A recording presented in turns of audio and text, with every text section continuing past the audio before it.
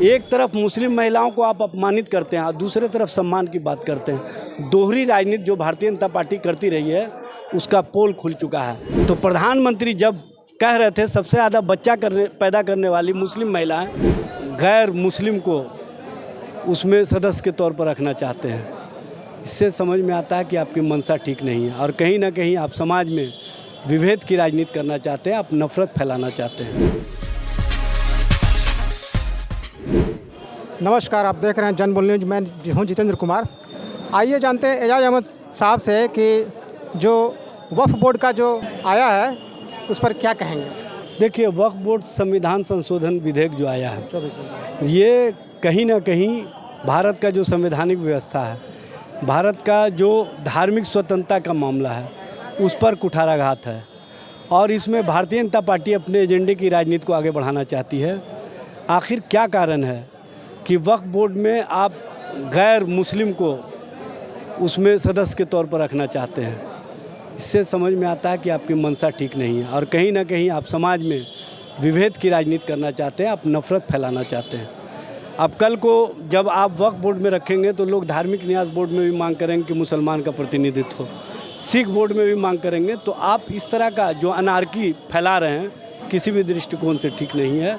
जिसका जो मिल्कियत है उसकी हिफाजत उसके ज़िम्मे है और वक्फ बोर्ड चूँकि राज्य और राष्ट्र सरकार के अधीन है, इसमें देश के संविधान के तहत व्यवस्था की गई है, कोई अलग से व्यवस्था नहीं है, कोई धार्मिक संस्था इसका संचालन नहीं करता है।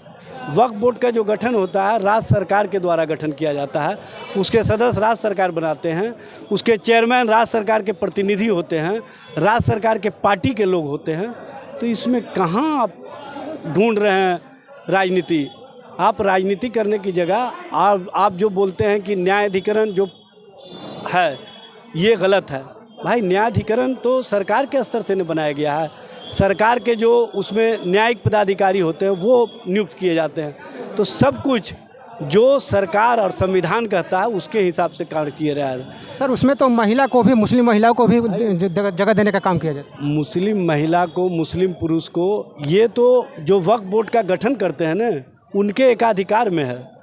सरकार के स्तर से गठन होता है, सरकार चाहे तो उसमें नुमाइंदा रख सकते हैं, इसमें कोई अलग से कानून बनाने की आवश्यकता नहीं है। सरकार कहीं ना कहीं परसेप्शन की राजनीति करना चाहती है और भारतीय जनता पार्टी जो मुसलमानों के, महिलाओं के प्रति इतनी हमदर्दी दिखाती है, तो प्रधानमंत्री जब कह रहे थे सबसे ज़्यादा बच्चा पैदा करने वाली मुस्लिम महिलाएं, तो उस समय क्यों नहीं भारतीय जनता पार्टी ने कहा कि प्रधानमंत्री गलत बात बोल रहे हैं? क्यों नहीं एनडीए अलायंस के लोगों ने कहा कि गलत बात बोल रहे हैं? एक तरफ मुस्लिम महिलाओं को आप अपमानित करते हैं और दूसरे तरफ सम्मान की बात करते हैं। दोहरी राजनीति जो भारतीय जनता पार्टी करती रही है उसका पोल खुल चुका है और विपक्षी दल इंडिया गठबंधन, राष्ट्रीय जनता दल के नेता लालू प्रसाद जी और तेजस्वी जी ने हमेशा संकल्प लिया है कि किसी भी स्थिति और परिस्थिति में भारत का जो संवैधानिक व्यवस्था है, भारत का जो सिस्टम है, उससे अलग जा कर के हम कोई काम भारतीय जनता पार्टी को नहीं करने देंगे। और उसका कहीं ना कहीं जो जेपीसीसी का गठन हुआ है ये उसी का ये सोच है और विपक्षी दलों के दबाव के कारण गठन किया गया।